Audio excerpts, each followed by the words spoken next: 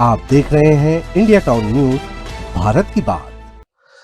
छत्तीसगढ़ में जमीन खरीदना अब आम आदमी के लिए सपना बनता जा रहा है। जहां पहले जमीन के मूल्यांकन में राहत मिली थी, अब वहीं राहत खत्म कर दी गई है। नई गाइडलाइन में 30% की छूट हटाई गई। साथ ही एक ही जमीन के दो हिस्सों के अलग अलग रेट तय कर दिए गए।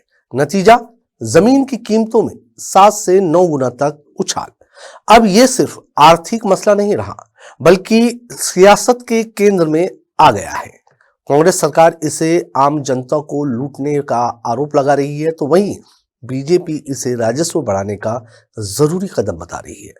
नमस्कार, आप देख रहे हैं इंडिया टाउन न्यूज और मैं हूं आपके साथ कमर गौर। देखिए हमारी ये खास रिपोर्ट।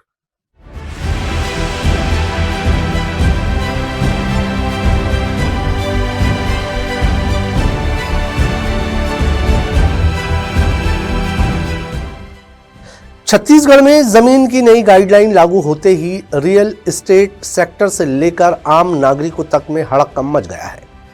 सबसे बड़ा बदलाव 30% की छूट को खत्म किया जाना। अब तक रजिस्ट्रेशन के समय जमीन की कीमत को 30% कम करके आंका जाता था। यानी अगर किसी जमीन की कीमत 10 लाख रुपए थी तो उसका मूल्यांकन 7 लाख के आसपास होता था। लेकिन नई व्यवस्था में ये छूट पूरी तरह खत्म कर दी गई है।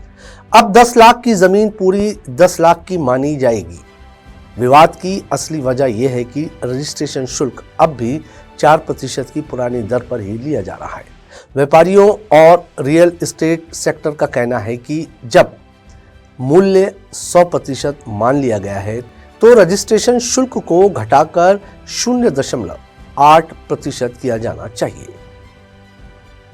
देखिए, अभी वर्तमान में जिस हिसाब से राज्य शासन ने अपने गाइडलाइन में, जमीन की गाइडलाइन में जिस प्रकार से एक बेतहाशा वृद्धि किया गया है, उसके विरोध स्वरूप में आज हम लोग आम जनता, किसान और व्यापारी और जमीन से जुड़े हुए क्रय विक्रय करने वाले लोगों का धरना प्रदर्शन है। इस गाइडलाइन के विरोध में आज हम लोग प्रत्यक्ष रूप से सरकार के विरोध में बैठे हुए, उसकी नीति के विरोध में बैठे हुए हैं। सबसे पहली बात तो ये बताना चाहूंगा कि जिस जमीन की रेट पहले, आज हम जिस जगह पे बैठे हैं, अगर मान लो यहाँ पे अगर 2000 रुपए प्रति स्क्वायर फीट रही है पुरानी गाइडलाइन, तो आज वर्तमान में उस जमीन का रेट 20,000 रुपए कर दिया गया। 200% का एक वृद्धि दर्शाया गया है, जो एक सामान्य आम जनता के सोच से ऊपर है कि वो अगर चाहकर भी अपने से लगा हुआ जमीन का पंजीयन कराना चाहे तो वो संभव है ही नहीं।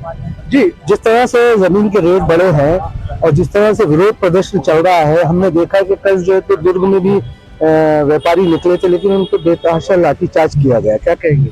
जी, शासन का ये रवैया अनुचित है।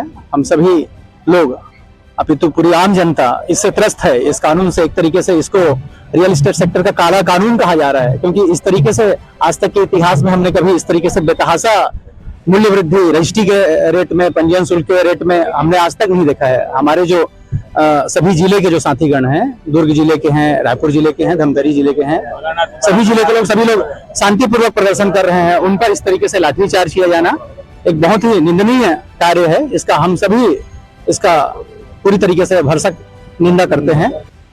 नई गाइडलाइन का दूसरा और सबसे विवादास्पद बदलाव एक ही जमीन के दो अलग अलग रेट। पहले किसी प्लाट का मूल्यांकन एक ही दर पर होता था, चाहे जमीन सड़क से सटी हो या अंदरूनी हिस्से में। अब नियम बदल गया है। सड़क से लगे हिस्से की कीमत अलग और अंदरूनी हिस्से की अलग। इस बदलाव ने जमीन की कीमतों को कई गुना बढ़ा दिया है।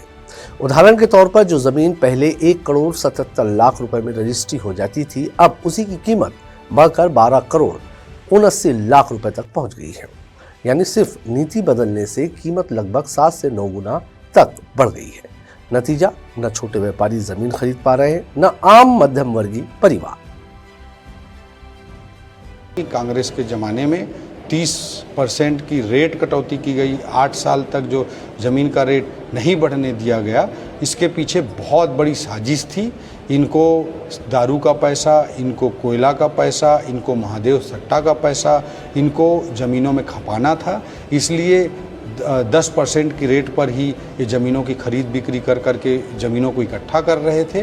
मैं कहना चाहूँगा कि अगर कहीं पर ज़मीन का अधिग्रहण होता है तो ज़मीन का गाइडलाइन रेट कम होता है तो किसान को नुकसान होता है।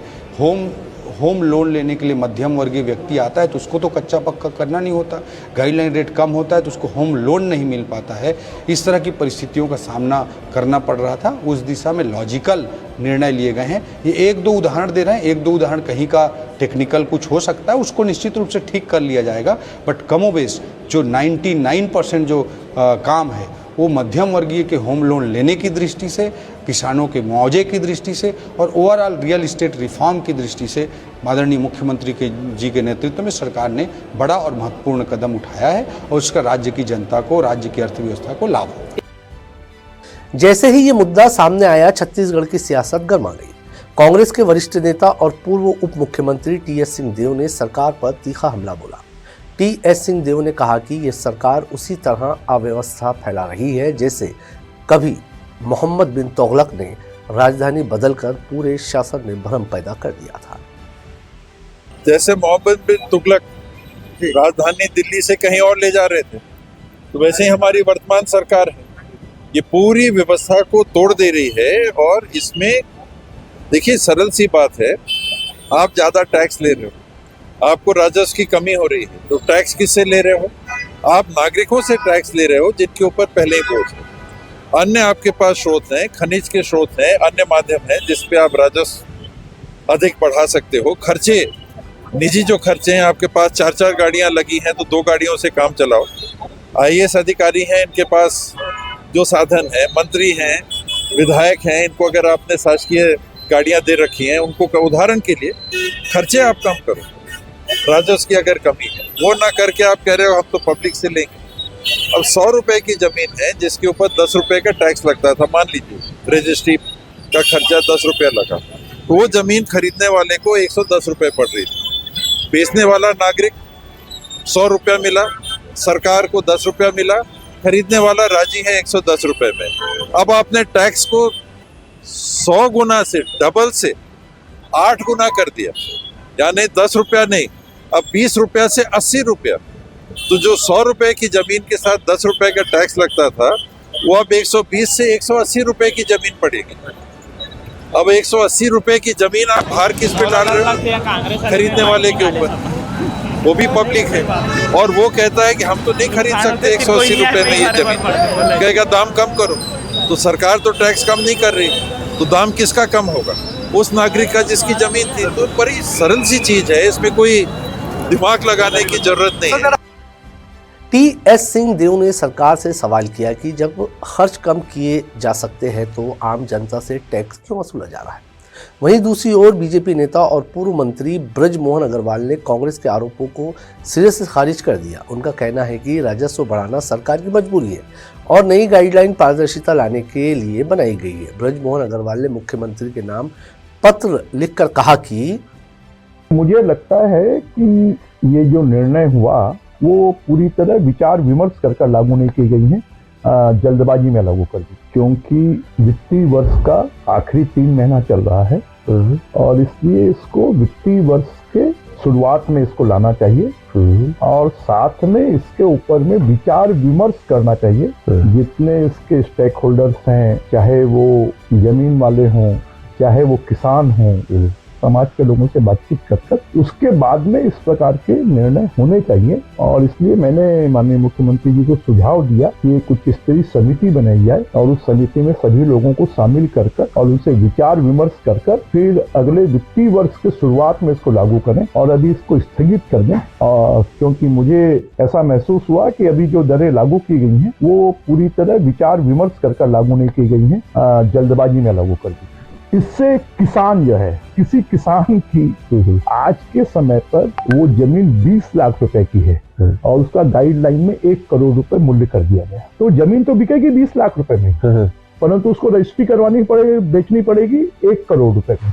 तो 80 लाख रुपए उसको, जिसको वो जमीन बेचेगा उसको वापस करना पड़ेगा और 20 लाख रुपए की जमीन पर टैक्स जो लगता है वो 2 लाख रुपए लगता है। अब उसके ऊपर में जो पंजीयन शुल्क है सीधा 10 लाख रुपए लगेगा। लेकिन जमीन के जो कारोबारी हैं वो वास्तविक स्टेक होल्डर नहीं है। जमीन के कारोबारियों से तो जो उनके मकान खरीदेगा, जो उनके फ्लैट खरीदेगा, आखिर जाकर उपभोक्ता के ऊपर में असर पड़ेगा। मान लीजिए कि 1 लाख करोड़ का जमीनों का लेन देन का व्यवसाय होता है और वो 1 लाख करोड़ का अगर व्यवसाय होता है तो वो पैसा बाजार में आता है।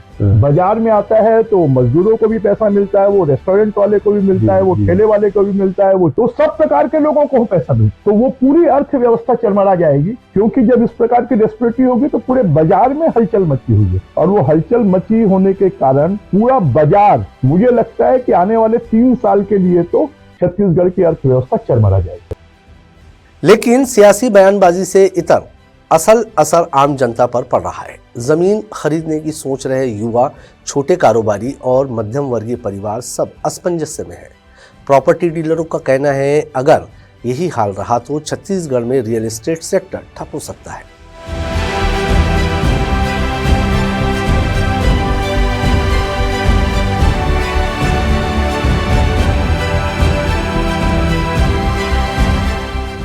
छत्तीसगढ़ में नई जमीन गाइडलाइन जहां सरकार के लिए राजस्व का जरिया है, वहीं आम जनता के लिए बड़ा सरदर्द बनती जा रही है। 30% छूट की समाप्ति, 2 हिस्सों में मूल्यांकन और पुराना 4% शुल्क, इन सब को मिलाकर सवाल खड़े कर दिए गए हैं। अब देखना होगा क्या सरकार व्यापारियों की मांग मानेगी या जनता को इसी बढ़ी हुई कीमत के साथ जीना होगा। हमारी आज की इस खास रिपोर्ट में फिलहाल इतना ही। मुझे दीजिए इजाजत और आप देखते रहिए इंडिया टाउन न्यूज भारत की बात। नमस्कार। आप देख रहे हैं इंडिया टाउन न्यूज भारत की बात।